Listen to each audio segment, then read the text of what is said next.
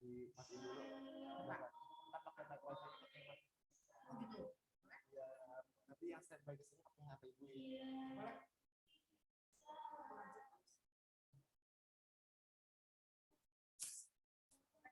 Ini Pak.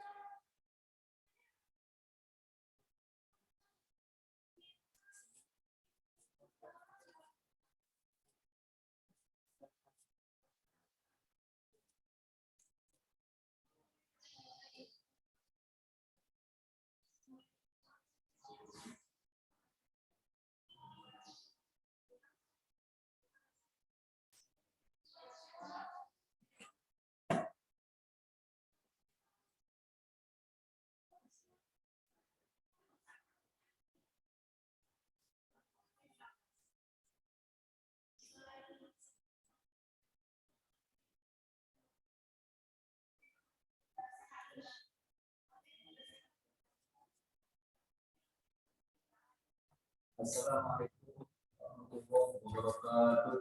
Alhamdulillah. Wassalatu wassalamu ala Rasulillah Sayyidina Maulana Muhammad ibn Abdillah wa ala alihi wa sahbihi wa wala wa la hawla wa la quwwata illa billah amma ba'd. Ibu soleha yang saya hormati dan semuanya. Alhamdulillah di pagi menjelang siang hari ini kita bisa berkumpul di Majelis Taklim As-Sakinah, bisa mengambil kemudian daripada Allah Subhanahu wa taala, dipilih oleh Allah Subhanahu wa taala untuk mengambil kemuliaan. Walaupun ini duduk di majelis ilmu, duduk di taman surga Allah yang ada di dunia, yang Nabi berpesan bahwasanya ketika engkau melewati taman surga di dunia, maka fartahi, maka mampirlah engkau, masuklah ke taman surga di dunia. Sahabat bertanya, apa taman surga di dunia ya Rasulullah? Dan dikatakan bahwasanya ketika engkau melihat ada orang yang berkumpul mendengarkan ceramah agama dari kepada Allah, itulah taman surga di dunia, maka adalah engkau mampir bagian dari yang disiapkan oleh Allah SWT. Semoga kita masuk orang-orang yang ikhlas, orang-orang yang istiqomah, menghidupkan sunnah di tengah-tengah suasana yang seperti ini, yang banyak meninggalkan daripada sunnah Rasulullah SAW. Baik, di pagi hari ini tema kita adalah tips atau Tips.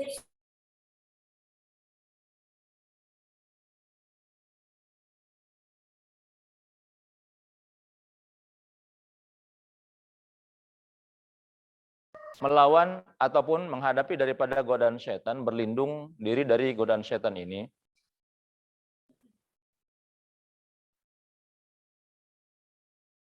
Ada satu tulisan dari Ba'dul Hukama.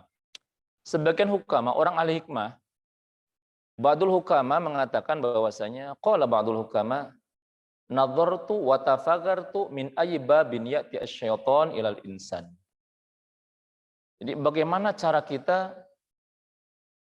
menghadapi atau berlindung daripada godaan syaitan? Maka kita berlindung dan menghindari daripada godaan syaitan. Kita terlebih dahulu sebelum berlindung kita harus tahu dulu dari mana syaitan itu menggoda manusia. Dari pintu apa setan itu menggoda manusia. Jadi ketika kita bisa membedakan ini godaan syaitan dan ini bukan, kalau kita bisa telah mengetahui bahwasanya oh ini adalah godaan syaitan, maka baru kita bagaimana cara menghadapinya, bagaimana cara menanggulanginya, bagaimana solusinya. Sebagaimana dokter ketika mengobati pasien nggak langsung ngobatin, nggak langsung ngasih obat, dikit-dikit amoxicillin, enggak, tapi diobservasi dulu ya, diobservasi dulu. Ini penyebabnya apa? Juga enggak ujuk-ujuk bikin vaksin enggak, gitu. Jadi dilihat dulu, diteliti dulu. Kita juga sama. Sama, karena setan itu kan penyakit. Membawa penyakit, terutama penyakit hati kepada manusia. Makanya qala ba'dul hukama, sebagian para ulama ahli hikmah, orang-orang bijak, mereka berpikir, merenung. Nazartu, aku merenung, berpikir, setan itu dari pintu mana menggoda manusia. Setelah merenung, si ulama ini mengatakan bahwasanya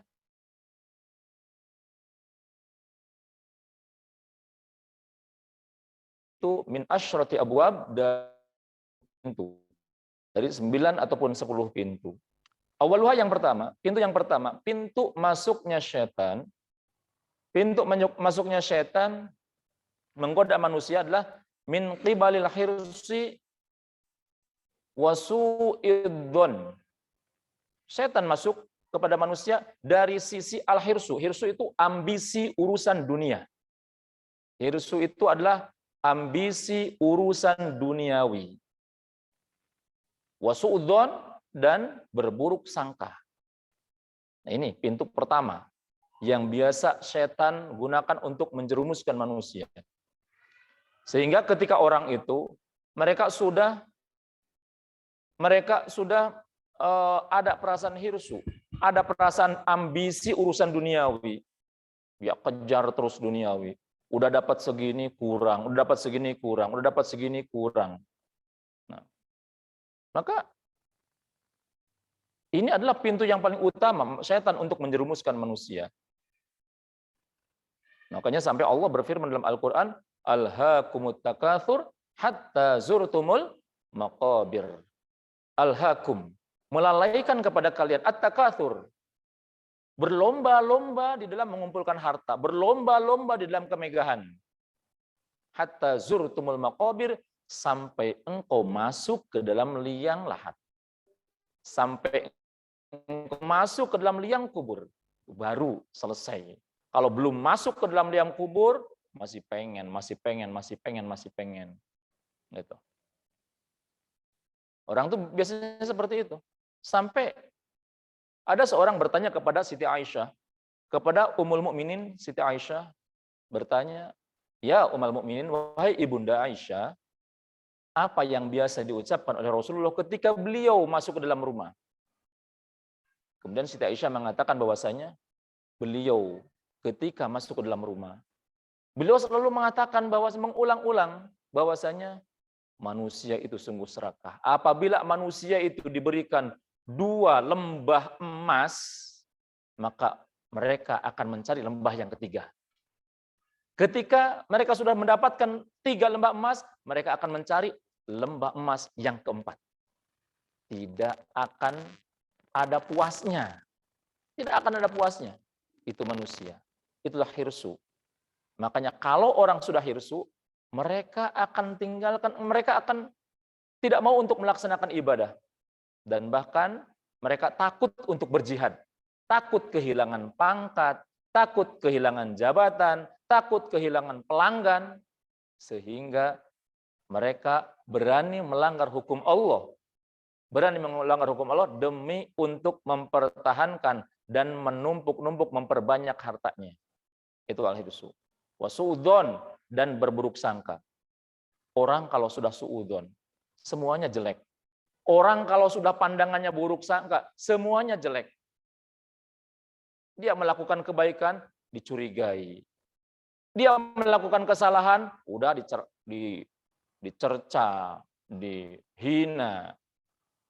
Jangankan kesalahannya, kebaikannya pun akan dicurigai. Itulah pintu setan yang pertama. Makanya kata beliau mengatakan faqabaltuhu bithiqah wal qanaah. Maka aku obati, aku hadapi al-hirsu dan su'udzon ini, ambisi duniawi dan su'udzon ini aku hadapi, aku obati, aku lawan bithiqati wal qanaah, dengan yakin kepada Allah dan qanaah. Dengan yakin kepada Allah bahwasanya rezeki sudah diatur oleh Allah Subhanahu wa taala, dan qanaah. Jadi seberapa hebat pun orang mencari dunia, sampai sebelum subuh dia berangkat, menjelang maghrib dia baru pulang ke rumah umpamanya, dia terus untuk menebuk harta, tapi yakinlah bahwasanya setiap orang itu sudah ditakar nikmatnya ataupun rezekinya oleh Allah Subhanahu wa taala. Jadi rezeki Allah itu tidak tergantung kepada orang itu bekerja keras. Jadi kerja keras itu hanyalah usaha. Tidak tergantung dengan lamanya kerja, tidak. Semuanya sudah ditentukan oleh Allah Subhanahu wa taala. Itu yang pertama. Jadi faqabaltuhu bithiqati wal qanaah. Aku hadapi dengan qanaah. Makanya satu ketika ada seorang zaman tabi'in, ada seorang yang dia orang itu orang soleh, orang miskin, ya orang miskin. Ada satu orang miskin yang dia sedang bermunajat kepada Allah, sedang berdoa kepada Allah, dia sedang berdoa kepada Allah. Kemudian di sampingnya ada orang kaya. Orang kaya dengerin aja doanya orang miskin. Kemudian setelah selesai berdoa, si orang kaya itu kemudian terenyuh hatinya ingin memberikan sekantong uang emas. Satu wadah uang emas lah. Kemudian ketika diberikan, wahai fulan, wahai hamba Allah, ini sekantong uang emas, aku berikan kepadamu. Kata si orang miskin ini, nanti dulu, saya belum terima dulu. Saya mau memastikan, apakah Anda sudah cukup apa tidak? Apakah Anda masih memiliki persediaan uang apa tidak? Jangan sampai Anda cuma punya segitu-gitunya dikasihkan kepada saya. Kemudian Anda sendiri susah. Jangan sampai seperti itu. Kata orang miskin ini. Kata si orang kaya, oh saya masih banyak. Di rumah masih ada ratusan kantong saya seperti itu. Ratusan kantong ini seperti ini. Ratusan kantong emas ini. Kata si orang kaya ini. Kemudian kata si orang miskin ini, terus engkau masih mau mencari uang apa enggak? Mau mencari uang ini apa enggak? Membutuhkan uang ini apa enggak? Mau meminta uang ini apa enggak? Kata si kaya, dia mengatakan, oh iya pasti. Saya akan cari lagi, saya akan cari lagi, saya akan cari lagi. Kata si kaya. Kata si miskin, kalau begitu, udah ambil saja uang ini, saya nggak mau nerima. Karena engkau orang miskin, sedangkan saya orang kaya tidak pantas menerima pemberian dari orang miskin.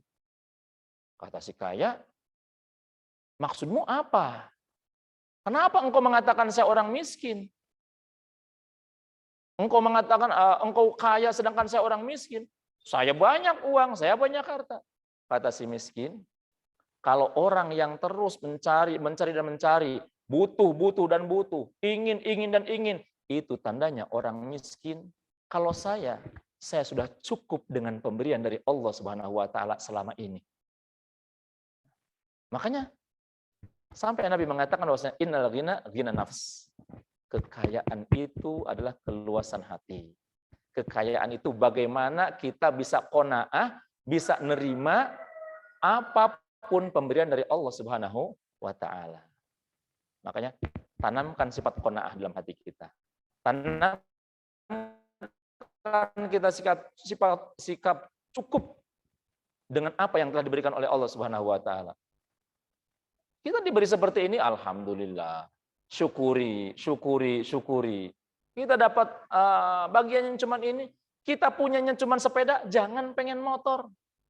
Kita punyanya motor, jangan pengen mobil. Putuskan harapan kita dari ingin mendapatkan mobil. Gitu. Kita lihat ada orang bawa mobil, alhamdulillah. Kita lihat ada orang lagi membangun rumah bagus, umumnya alhamdulillah. Tapi kita nggak kepengen. Karena apa? Kita sudah punya. Orang membangun rumah, punya rumah. Kita ngontrak umpamanya. Nggak kepengen. Karena apa? Kita udah punya di kontrakan. Alhamdulillah, dapat ngontrak pun alhamdulillah. Maka tenang gitu. Tapi kalau orang umpamanya dia setiap kali dia melihat kepada orang lain kemudian dia kepengen, maka akan tumbuh ambisi, ambisi, ambisi, dan ambisi. Ambisi urusan dunia. Kemudian si ulama ini mengatakan bahwa fakultu bi ayyi ayatin ataqawwa alaihi min kitabillah. Saya menyimpulkan seperti ini, itu dikuatkan dengan mana dalilnya? Maka aku menemukan dalilnya itu firman Allah dalam Al-Quran. Allah berfirman, wa ma min dabbatin fil ardi illa 'alallahi rizquha. Tidaklah ada hewan melata di muka bumi ini kecuali Allah yang menanggung rizkinya. Jadi setiap orang itu rizkinya sudah ditakar, sudah ditentukan oleh Allah, sudah ditanggung oleh Allah. Nggak mungkin ada orang yang meleset rizkinya, nggak mungkin. Rizki akan datang menemui orang yang akan datang menemui objeknya ataupun orangnya sebagaimana ajal akan datang kepada orang yang bersangkutan. Ajal akan datang di mana saja, akan menghampiri di mana saja kalau sudah datang ajalnya. Rizki pun begitu. Rizki pun pasti akan datang dimanapun, kapanpun. Makanya dulu itu ada seorang yang ada orang dia sedang jalan, dia tiba-tiba terpeleset masuk ke dalam sumur tua dalam, dia masuk ke dalam sumur. Akhirnya udah masuk ke dalam sumur, dia orang-orang pada nyari, itu ada orang yang masuk ke dalam sumur. Mau diselamatin susah. Karena apa? Karena memang sangat dalam dan nggak ada fasilitas saat itu. Akhirnya lama sampai berjam-jam dia di dalam sumur yang sangat dalam. Kemudian setelah lama akhirnya orang itu bisa diangkat, bisa diselamatkan. Begitu bisa diselamatkan, dia dalam keadaan sudah pingsan, sudah lemah. Kemudian akhirnya dia siuman. Oh, di mana aku? Oh, alhamdulillah kamu selamat sekarang. Kamu tadi terjerumus masuk ke dalam sumur. Kemudian astagfirullah. Kemudian setelah itu orang-orang ngasih segelas susu. Udah, biar seger kamu minum dulu segelas susu. Dikasih susu. Susu hangat segelas, diminum dia. Bismillahirrahmanirrahim. Diminum. Setelah diminum, alhamdulillah. Setelah itu dia seger. Setelah minum air susu itu dia seger. Nah, setelah itu kemudian ditanya oleh orang-orang, kenapa engkau bisa terjerumus ke dalam sumur itu? Kemudian kata si orang ini, oh tadinya saya begini. Dia praktekkan. Tadinya tuh saya begini. Saya lagi jalan dari sini. Pas melalui sini, saya terpeleset. Begitu dia sedang mempraktekkan saya terpeleset, dia terpeleset lagi, masuk lagi ke dalam sumur. Ditolong oleh orang, begitu ditolong ternyata sudah mati. Masuk sumur yang kedua mati. Udah dikuburkan. Kemudian ada seorang yang bertanya kepada seorang ulama, ya Syekh, ini kenapa? Kalau yang pertama dia nggak mati, padahal yang pertama dia lama di dalam sumur. Yang kedua kok mati, padahal baru sebentar langsung ditolong. Yang kedua kenapa mati? Kata Syekh itu mengatakan bahwasanya kenapa dia tidak mati? Karena masih ada sisa rizki dari Allah, yaitu berupa segelas susu yang belum sampai kepada orang itu. Sehingga seseorang tidak akan mati sebelum semua rizki yang disediakan oleh Allah dihabiskan. Nggak bakalan mati. Kalau perhitungan kan yang pertama yang harusnya mati, lama nggak tertolong. Yang kedua langsung ditolong. Tapi yang mati. Ya itulah. Rizki terakhirnya itu adalah segelas susu. Gitu. Makanya yakinlah dengan wa ma min dabatin fil ardi illa 'alallahi rizquha wa ya'lamu mustaqarraha mustawda'aha. Fakasartuhu, maka dengan sifat qanaah dan yakin kepada Allah itu, maka saya akan bisa menanggulangi satu perasaan, satu sifat al-hirsu, sifat ambisi duniawi, dan sifat suudzon, berburuk sangka. Kemudian yang kedua, kata si Syekh ini, wa tsani nadartu fa idzan huwa min qibalil hayat wa tulil amal. Faqabaltu bi mufajatal maut. Yang kedua, aku merenung, berpikir bahwasanya ternyata setan itu masuk mengganggu, menggoda manusia dari sisi hidup dan dari sisi ingin hidup lebih lama, ingin panjang umur, watulil amal, dan banyak keinginan. Tulul amal, terlalu banyak keinginan. Faqabaltu bi khaufi mufaja'atil maut. Faqabaltu bi khaufi mufaja'atil maut. Maka aku hadapi perangkap setan yang berupa tulul amal, banyak keinginan dan ingin selalu hidup, ingin hidup yang lama, itu dengan apa? Dengan khaufi mufajatil maut, dengan kekhawatiran kematian yang mendadak. Takut mati mendadak. Sekarang kan kita tahu, kita lihat bahwasanya kematian itu bisa menghampiri di mana saja. Kemarin saya ada teman di masjid ngobrol, saya nanya, "Pik, dari mana? Kok 3 hari ini nggak kelihatan ke masjid?" Gitu. Dan ini sunnah ya, dengan teman yang biasa ke majelis atau ke masjid. Begitu tidak ada, tanya kabarnya, ini gimana? Ini takutnya kan sakit atau apa, itu sunnah. Kita saling bertanya, dan ini ibadah. Kita menanyakan kabar teman kita, saudara kita, atau ikhwah fillah yang biasa di majelis ataupun berjamaah di masjid, itu adalah ibadah. Itu sama dengan tasbih ya, kita bertanya seperti itu. Tapi jangan diteruskan ngegibah nantinya, jangan. Gitu. Dia mengatakan maksudnya, "Oh, saya habis dari Jakarta." Ada apa? Ada saudara wafat, meninggal dunia dia. Ya. Oh gitu. Kok nggak dengar sakitnya? Nah, kata dia, "Pugu nggak sakit. Dia tuh biasa mau kerja pagi-pagi habis mandi, kemudian dia habis mandi, kemudian dia nyantai dulu, duduk di kursi, dia pegang HP, dia lagi ketik-ketik HP, tiba-tiba dia ngelapes, dan setelah itu ternyata sudah wafat, meninggal. Terakhirnya dengan HP. Jadi wafat terakhirnya dengan HP, gitu. Jadi hidup dengan HP, mati pun berserta dengan HP. Gitu.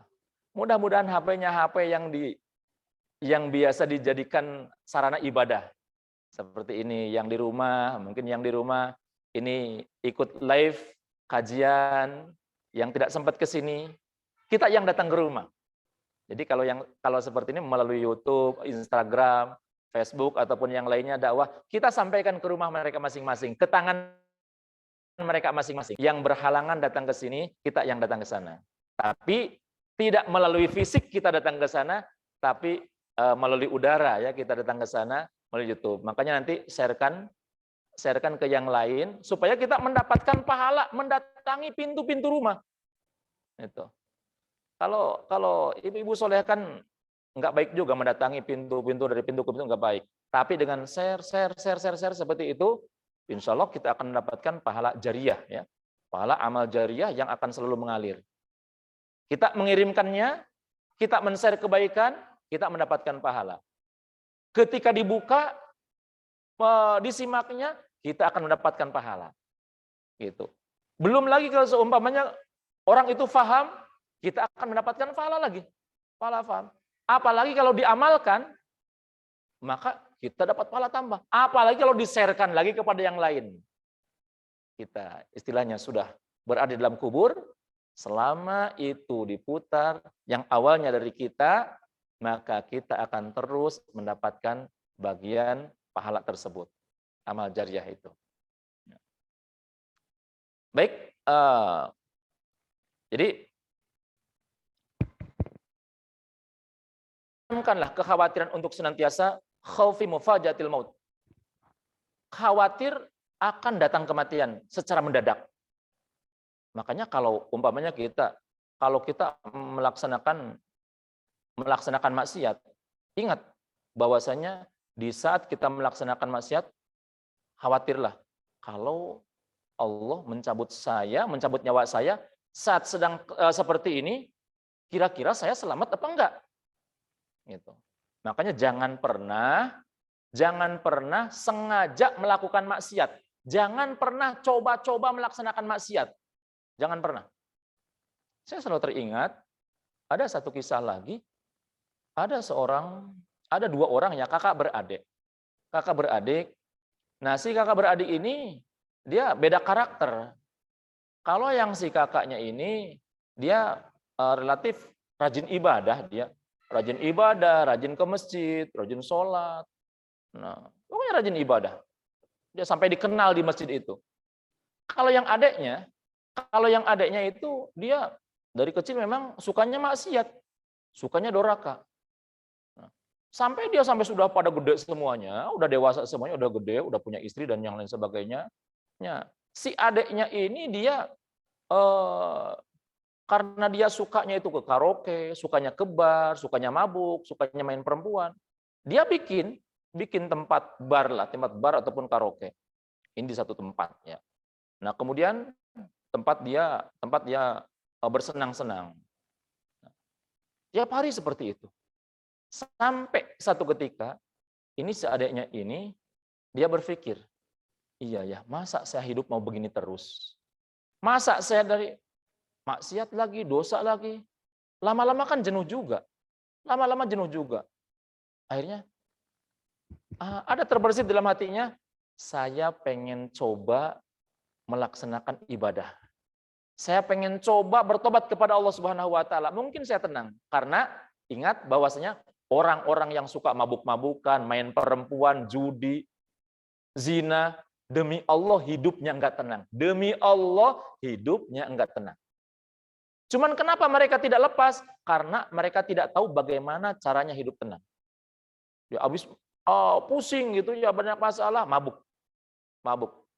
Setelah ketika mabuk, lupa dengan masalahnya. Tapi begitu selesai maboknya, dia sudah sadar kembali, pusing lagi. Masalah lagi. Nah, cuman dia nggak tahu caranya. Akhirnya dia balik lagi mabok lagi. Pelampiasannya itu aja, seputar itu aja. Beda dengan orang yang beriman. Kalau orang yang beriman kan sudah punya patokan, ala bidzikrillahi tatmainnul qulub. Ingat dengan berzikir kepada Allah, hati akan menjadi tenang. Zikir kepada Allah, demi Allah tenang. Mohon ampun kepada Allah, demi Allah tenang. Jangan jauhi Allah, tenang gitu. Nah, kita lanjut. Nah, si adanya ini kemudian dia berpikir, saya mau coba bertobat lah. Coba saya mau bertobat satu malam ini aja. Mudah-mudahan saya mendapatkan ketenangan. Nah, akhirnya dia sudah azam, besok sore saya akan ke masjid. Akan ibadah semalam suntuk saya. Akan beribadah semalam suntuk, akan beristighfar kepada Allah, akan berzikir kepada Allah.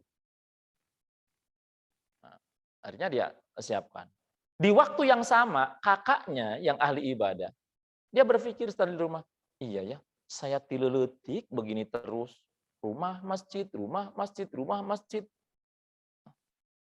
Pengen atau sekali-kali saya merasakan enaknya kehidupan dunia. Pengen sekali-kali, gimana sih rasanya mabuk? Gimana sih rasanya main perempuan? Gimana sih rasanya judi?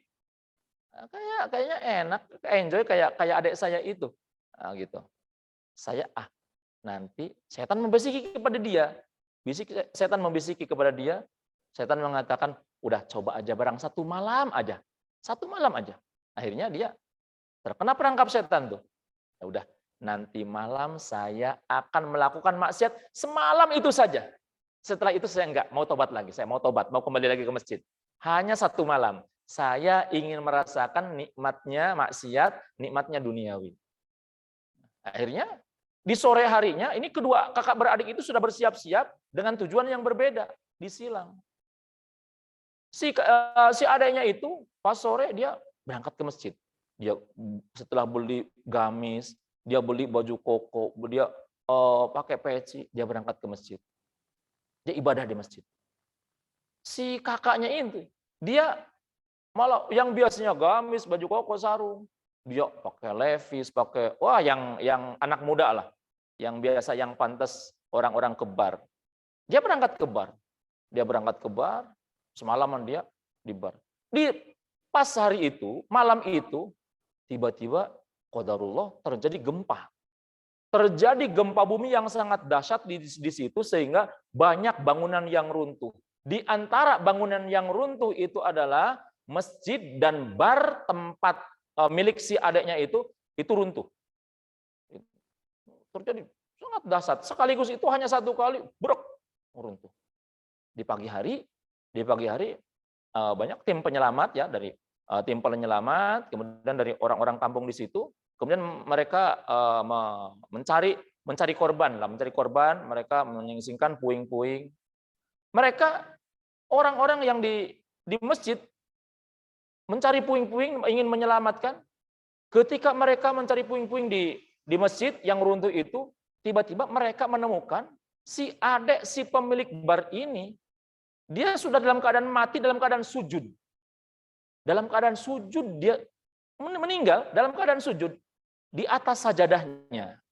Sujud di atas sajadahnya. Masih dalam keadaan sujud, tapi sudah meninggal. Gitu. Sampai orang-orang kaget. Loh, ini kan si pemilik bar. Kenapa dia matinya kok di sini? Matinya kok di malam ini kok di masjid gitu. Orang-orang pada kaget. Nah, sementara para pencari korban yang di bar, mereka mau begitu mereka menyisingkan puing-puing reruntuhan itu, ternyata mereka dapati si kakaknya daripada si adanya ini yang biasa di masjid, dia dalam keadaan mati, masih duduk di sofa, dan di kiri kanannya diapit oleh dua wanita yang setengah telanjang. Dan di tangannya masih belum lepas, masih dia memegang botol. Gitu. Sampai orang-orang kaget. Ini kan ahlul masjid. Kenapa kok akhir hayatnya di sini? Makanya itulah. Jangan coba-coba maksiat. Jangan hanya ingin mencari kesenangan duniawi. Takutlah kematian yang mendadak. Gitu. Bisa aja seperti itu. Itu kan tidak terprediksi. Seperti tadi, lagi megang HP, duduk santai, biasanya setiap hari juga seperti itu. Tapi qadarullah, ajal menjemput, dia wafat dalam keadaan seperti itu. Makanya kata ulama ini beliau mengatakan bahwasanya fakultu, saya mengambil kesimpulan ini berdasarkan kepada ayat Al-Qur'an. Allah berfirman di dalam surat Luqman ayat 34, Allah berfirman, "Wa ma tadri nafsun bi ayyi ardin tamut."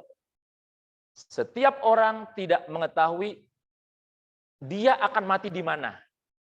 Orang tidak akan tahu dia akan mati di mana. Makanya bersiap-siap. Kita mati di mana, wafat di mana, terserah Allah. Mau di mana. Yang penting selalu amal soleh, selalu beribadah kepada Allah. Tidak masalah mati di mana, mau di mana, tidak masalah. Mau di kampung, mau di kota, mau di sawah, mau di leuweung, mau di laut, mau di mana, terserah, tidak masalah. Yang penting kita di saat dicabut nyawa, kita membawa iman. Kita dalam keadaan muslim. Sampai Allah berfirman di dalam Al-Quran, ya ayyuhalladzina amanu taqullaha haqqa tuqatih wa la tamutunna illa wa antum muslimun. Hei orang-orang yang beriman, bertakwalah kalian kepada Allah dengan sebenar-benarnya takwa, dan janganlah kalian mati kecuali dalam keadaan muslim, dalam keadaan berserah diri kepada Allah. Nah, kemudian wathalith, yang ketiga, aku memandang bahwasanya setan itu datang min qibali rohah, dari sisi rohah. Rohah itu kenikmatan, wa talabi nikmat, dan mencari kenikmatan, mencari kesenangan. Ada setan itu membisiki, yang dibisiki adalah, coba kalau begini enak, kalau begini enak, kalau begini enak. Cari kesenangan terus, cari kesenangan terus, cari kesenangan terus. Udah begini, pengen begini. Udah begini, pengen begini. Udah masakan ini, pengen masakan yang itu lagi.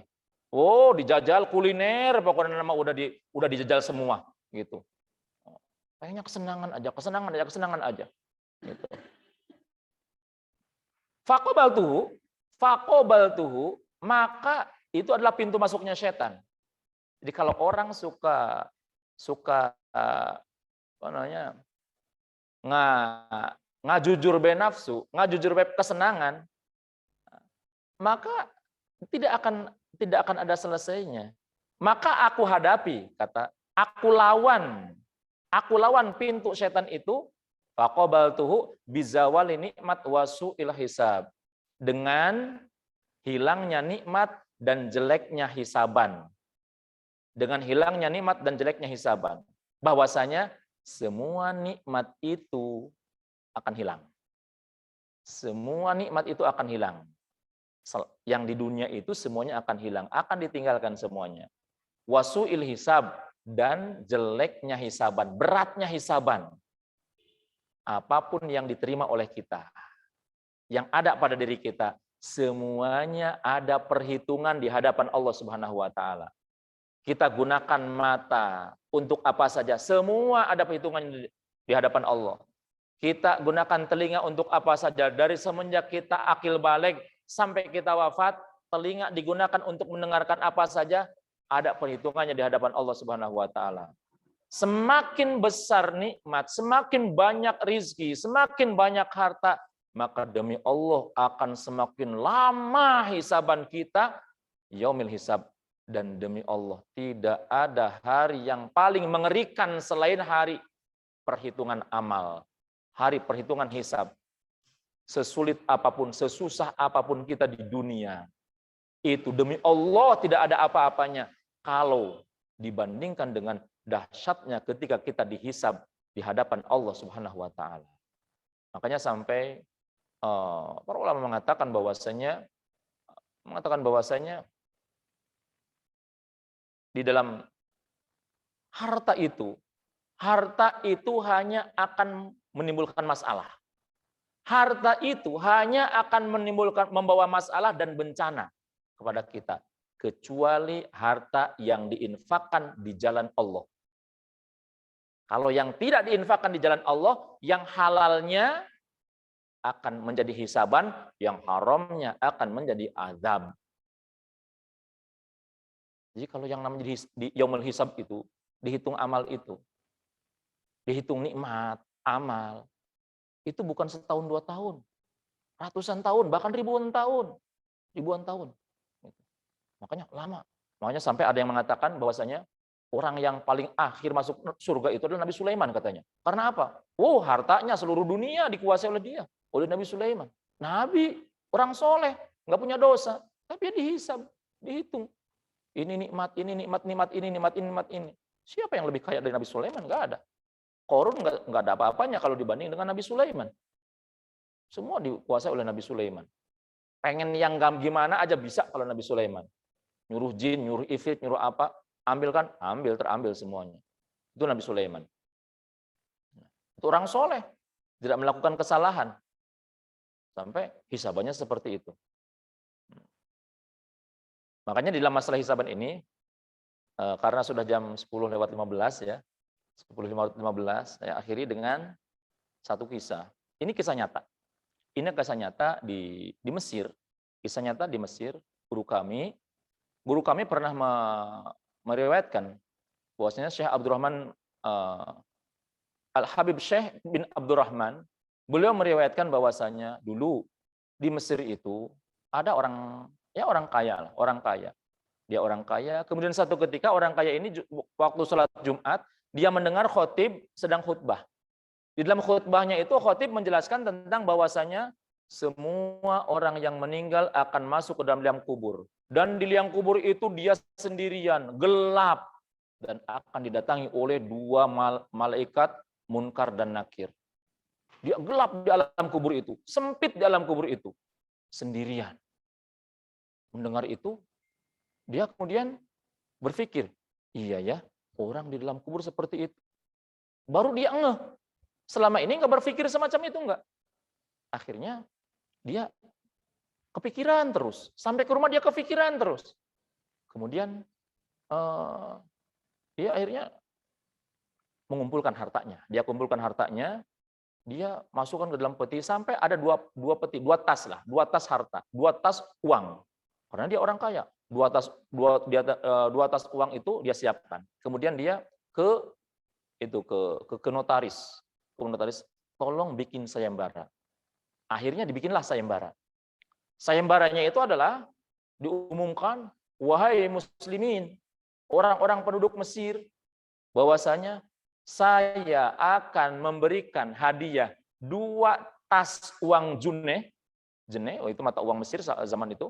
Saya akan memberikan 2 tas uang jene ini kepada siapapun yang mau menemani saya barang 1 malam saja di jero kubur saya.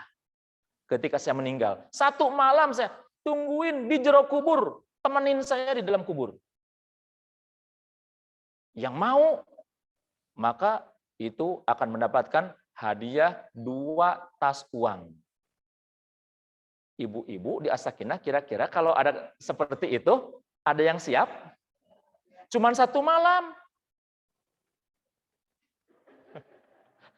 Di atas juga takut ya. Ini mah di dalam. Di dalam. Tapi ternyata sama dengan ibu-ibu Sakinah. Di sana juga nggak ada orang yang mau. Nggak ada orang yang mau. Sampai lama, diumumin lagi. Sampai sudah setelah sekian lama, ada seorang ya orang miskin, orang yang sangat miskin, dia kerjanya cuman bikin apa? Jualan semacam yang dari anyaman, jualan bangsa salang ya. Salang itu adalah tali yang terbuat dari bambu. Terbuat dari bambu yang biasa digunakan untuk mikul ya, itu salang zaman harita. Nah, tali yang terbuat dari bambu, dianyam. Nah, kemudian si orang miskin ini dia berpikir, "Oh, ini ada sayembara. Saya bosan jadi orang miskin. Saya kasihan sama istri. Ya istri juga pengen hidup ya kayak orang lain lah." Dia berpikir seperti itu. Saya ingin membahagiakan istri saya karena selama ini saya udah capek jadi orang miskin. Kalau saya ambil ini, saya dapat 2 peti emas, 2 tas emas, 2 tas uang gitu. Luar biasa, saya jadi orang kaya mendadak. Istri saya akan bahagia, saya akan bahagiakan dia. Udahlah, kalaupun saya harus mati di situ, matilah nggak apa-apa. Yang penting saya bisa memberikan ini kepada istri, kepada anak-anak, ingin membahagiakan. Akhirnya dia datang, saya siap. Saya siap menemani Anda di dalam kubur 1 malam kalau Anda duluan mati. Akhirnya udah tanda tangan, udah apa di depan notaris, udah siap. Dan singkat cerita, si orang kaya ini meninggal di Pulasara, dipanggil seorang miskin ini yang siap menemaninya. Kemudian setelah meninggal di Pulasara, dimandikan, dikafani, disolatkan, kemudian datang ke pemakaman. Ketika dimakamkan, kemudian sudah dimasukkan ke dalam liang lahat, yang akan menemani sini, yang akan menemani fulan, sini. Akhirnya masuk dia. Sok kamu di sini, di belakangnya, kemudian dibikinlah semacam alat pernafasan ya, semacam alat pernafasan, kamu di sini. Sok di belakangnya. Setelah itu kemudian ditutup dengan keteb. Kemudian diuruk dengan tanah. Begitu diuruk dengan tanah, ini cerita si orang miskin ini yang di dalam kubur, dia mengatakan bahwasanya ketika orang-orang pulang, itu suara kasrek-kasrek sendalnya itu terdengar dari dalam kubur, terdengar gitu. Orang ngomong di situ terdengar gitu. Orang ngaji terdengar ke dalam kubur itu. Kalau kita mungkin kan bakalan kedengaran ya, enggak, udah ditutup, tapi ternyata terdengar. Sesuai dengan hadis Nabi, suara sendal orang itu terdengar oleh orang yang berada di dalam kubur. Gitu. Nah, setelah itu ketika orang-orang sudah meninggalkan kuburan, 7 langkah dari meninggal kuburan, tiba-tiba saya dibikin kaget. Kata saya kan di belakang orang yang meninggal ini. Tiba-tiba saya dibikin kaget, tiba-tiba qadarullah ini.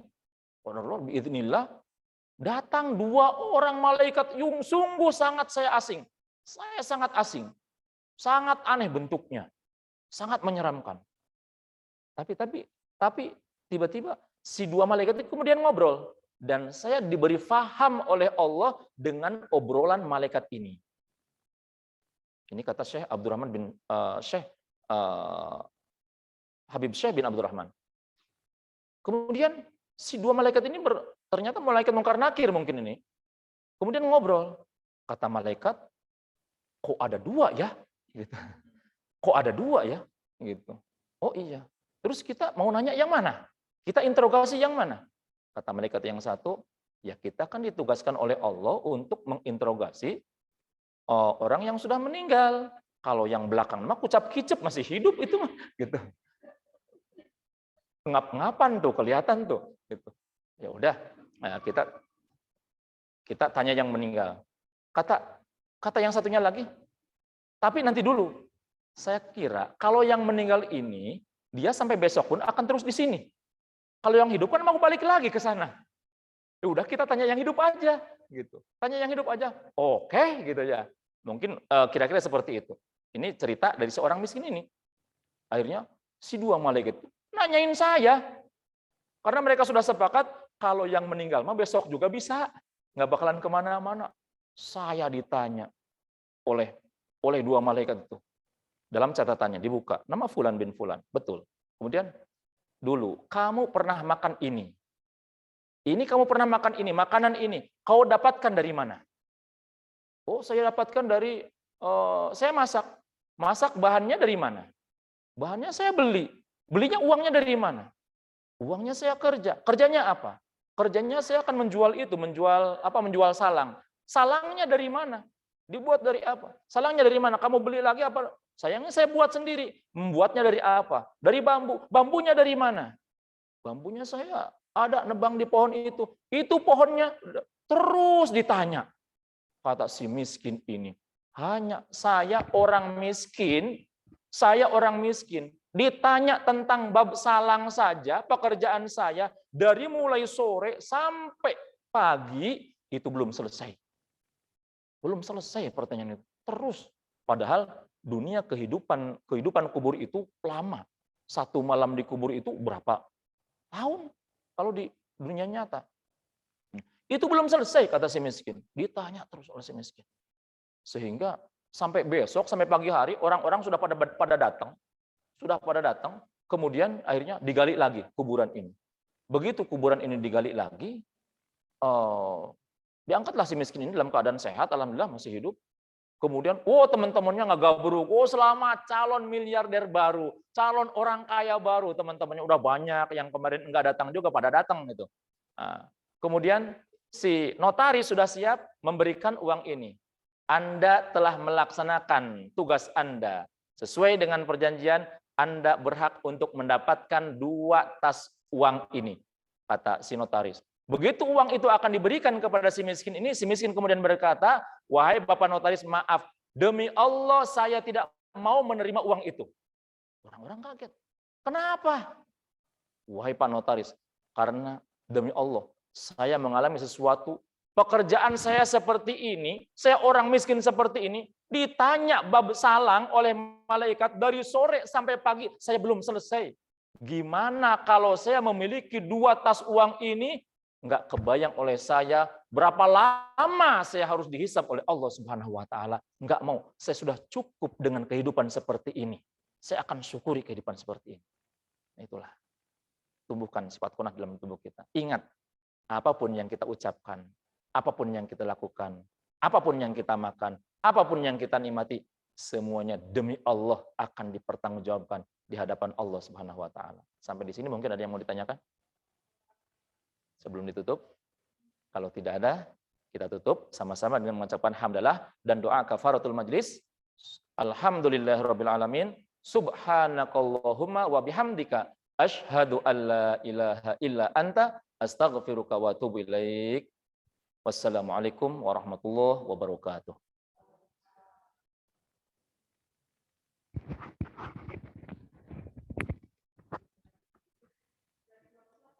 Belum selesai.